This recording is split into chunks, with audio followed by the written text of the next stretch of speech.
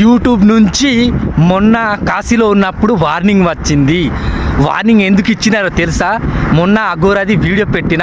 అఘోర ఎట్లుండే, మొత్తం బట్టలు లేకుండా ఓపెన్గా ఉండే. సో నేనేదో నా ఫాలోవర్స్కి చూపించడం కోసం అలా పెట్టిన, కానీ వాస్తవానికి అలాంటి వీడియోస్ సోషల్ మీడియాలో పెట్టకూడదు. ఆ వీడియో సెక్సువలీ కంటెంట్ కింద వెళ్తుంది. సో ప్రతి ఒక్క ఇన్ఫ్లుయెన్సర్కి చెప్తున్నా, దయచేసి సెక్సువలీ వీడియోస్ సోషల్ మీడియాలో పెట్టకండి. అలా పెడితే మన ఛానల్స్ని తీసేస్తారు. నాకు మొదటి వార్నింగ్ కాబట్టి వాళ్ళు ఇక నాకు ఒక ట్రైనింగ్ ఇచ్చినారు. 7 క్వశ్చన్స్ ఇచ్చినారు. ఆ క్వశ్చన్స్కి నేను ఆన్సర్ ఇచ్చిన.